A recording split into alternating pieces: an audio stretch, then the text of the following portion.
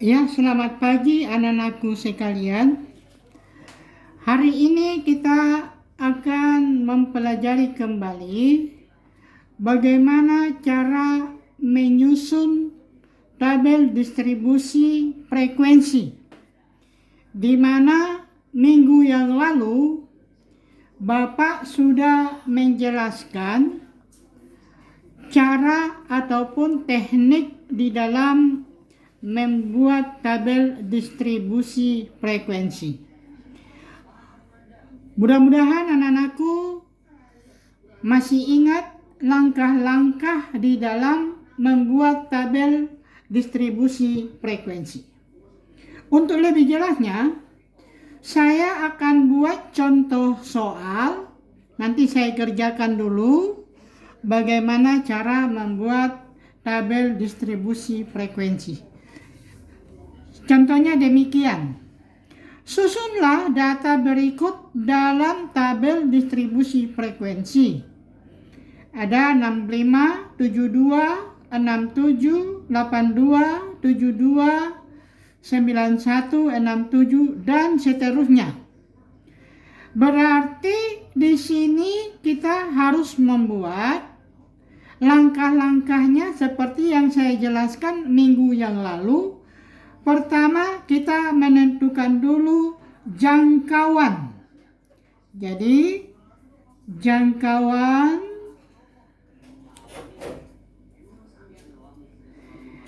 di mana jangkauan kemarin saya jelaskan adalah nilai tertinggi dikurangi nilai terendah. Jadi jangkauan kita singkat dengan huruf J. Ini sama dengan nilai tertinggi. Coba kita lihat di sini, nilai tertingginya adalah 91, 91, 91, 95. Nilai paling tingginya adalah 95. Berarti 95 kurang nilai terendah.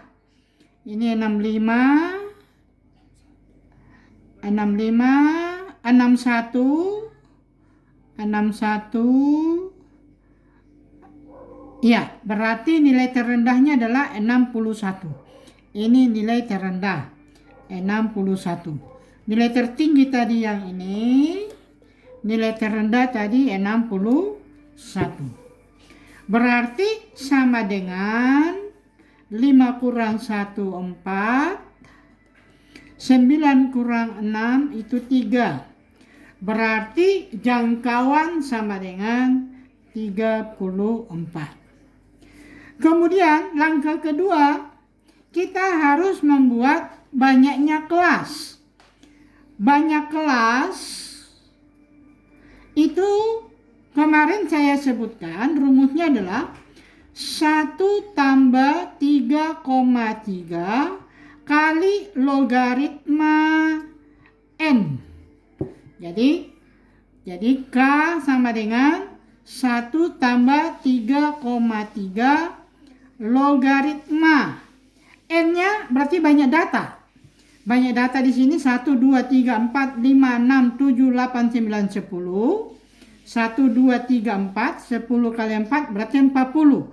Logaritma 40. Berarti banyak kelas atau K sama dengan 1 tambah 3,3. Nah, ini kita hitung logaritma 40 bisa menggunakan tabel logaritma atau boleh juga menggunakan kalkulator. Jadi di sini kita lihat kalkulatornya, kalkulator yang ada logaritmanya. Jadi logaritma 40. Logaritma 40 itu sama dengan 1,60205999138 atau bisa juga 1,6 begitu ya.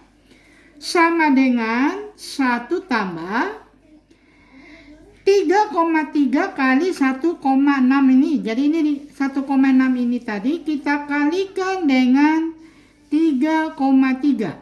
3,3. Lihat ini cara pakai kalkulatornya. Sama dengan di sini dia 5,28. Kita ambil saja 5,3. Berarti 1 tambah 5,3 kita ambil dia menjadi 6,3. Jadi banyak kelas kita bisa buat ke bawah 6 kelas atau bisa juga ke atas. Jadi kita boleh naik ke atas menjadi 7. Boleh juga 6. Nah, biasanya kalau 6,3 ke bawah itu biasanya larinya ke 6. Tapi itu tidak mutlak. Ada yang suka dia asal dia lewat dari koma, dia naiknya ke atas menjadi 7 kelas. Berarti datanya adalah 7 kelas.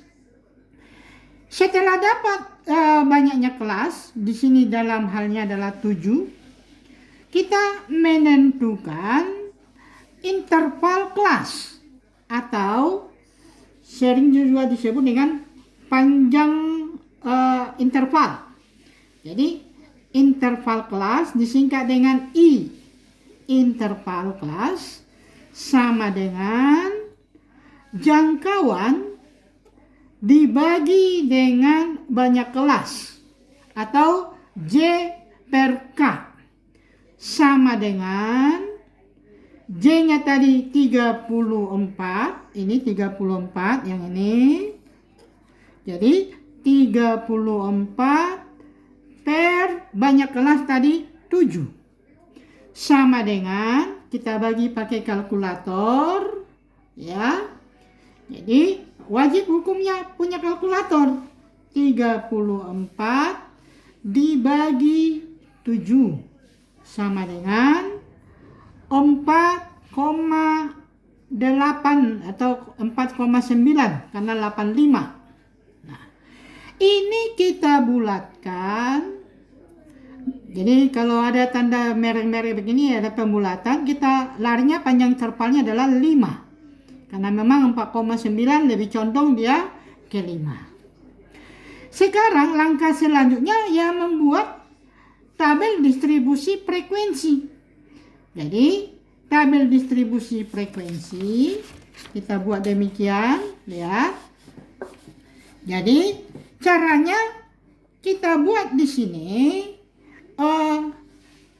nilai. Ini nilai. Baru kita garis dari demikian. Kita garis. Di sini dia turus. Atau sering juga disebut dengan tali. Tali. Kalau kalian pernah ikut pemilu, itu perhitungan berapa suara yang diterima oleh kandidat atau calon legislatif. Kemudian di sini baru dia frekuensi. Nah, jadi seperti yang saya katakan kemarin, kita lihat dulu nilai yang paling rendah. Nilai yang paling rendah adalah 61. Jadi 61 itu yang paling rendah duluan. Sampai dengan, jadi karena tadi panjang intervalnya 5, jadi 61, 62, 63, 64, 65. Berarti ini sampai 65. Sedangkan ke bawah ini tambah-tambah 5 karena tadi intervalnya 5. 61 tambah 5, 66. Ini 65 tambah 5, ini tentu 70. Kenapa tambah 5? Karena intervalnya 5. Jadi di sini 71 karena ini tambah 5. Ini 75. Ini dia 76. Ini 80. 81. sampai 85. Kemudian di sini 86 sampai 90, 91 sampai 95. Karena nilai paling tinggi 95, berarti kita sampai di 95. Nah, ini kita kasih panjang demikian. Jadi kalau kalian masih mengingat dulu di dalam perhitungan pemilu, ya demikian. Jadi sekarang bagaimana? Kita lihat tadi datanya. 65, ini kita coret demikian supaya jangan apa, 65 di kelas mana? Di kelas yang pertama. Bikin satu demikian. 72, coret 72 di kelas yang ini, 71 ini, berarti tulis begini lagi. Kemudian 67 berarti di kelas ini. Ini 82 tentu di sini. 72 di sini. 91 di sini. 67 di sini. 73 ya di sini. 71 di sini. 70 di sini. Kemudian 61 di atas.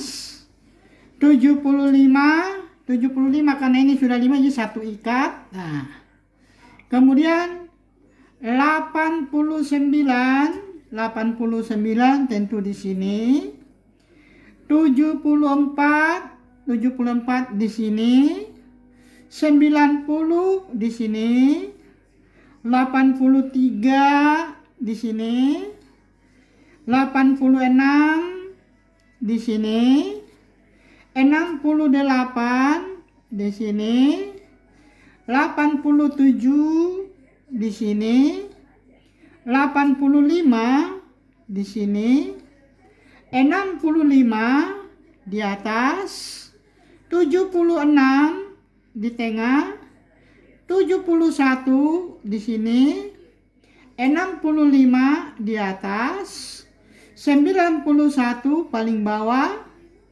79 di tengah. 75 di nomor 3. 69 ini satu ikat. 66 di situ lagi. 85 di sini. 68 di sini.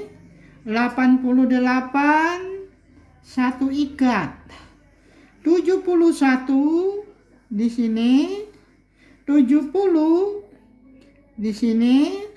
90 ya. 86 di sini.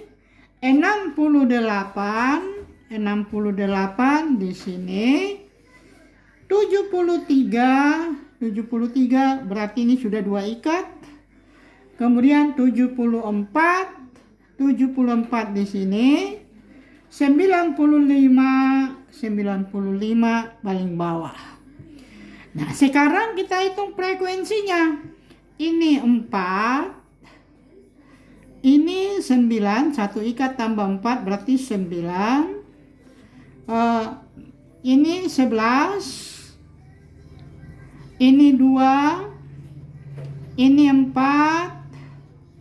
Ini 7. Dan yang terakhir 3. Jadi kalau kita jumlahkan dia, ini harus 40. Ini 4 tambah 9, 13. 13 tambah 11, 24.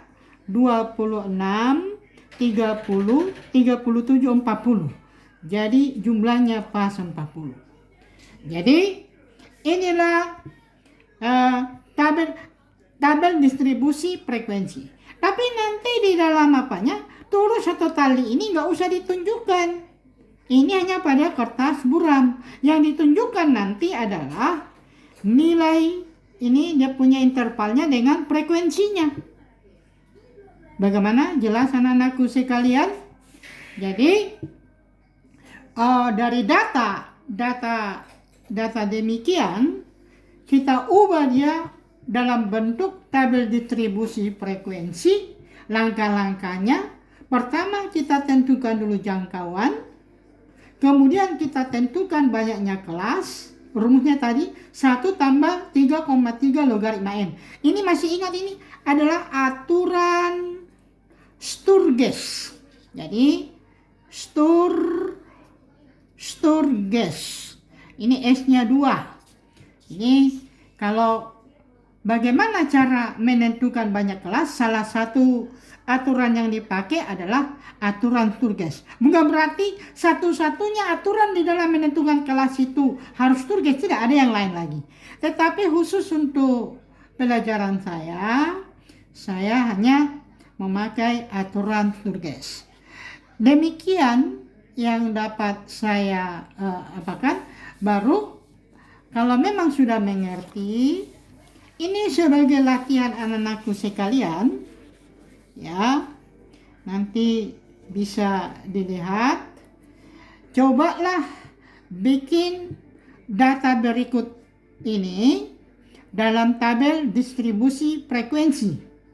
Caranya sama dengan yang tadi. Tentukan dulu jangkauan, tentukan banyak kelas, kemudian tentukan interval kelas. Jadi jangkauannya nilai tertingginya 35, nilai terendahnya 20. Kalau data ini dia gampang karena dia sudah urut dia. Kalau yang tadi kan tidak urut dia. Jadi ini dia urut dari yang rendah sampai yang ini. Kalau datanya berapa banyak? N-nya, logaritma N. Jadi ini 1, 2, 3, 4, 5, 6, 7, 8, 9, 10. Ke bawah dia 1, 2, 3, 4, 5, 6, 7, 8. 85. Berarti 1 tambah 3,3 logaritma 85. Saya pikir begitu anak-anakku sekalian. Semoga anak-anakku dapat memahami apa yang Pak Guru tadi sudah jelaskan, khususnya kelas 12, bahwa nanti kalian sudah bisa membuat tabel distribusi frekuensi. Jadi tolong latihannya dikerjakan di rumah. Selamat siang.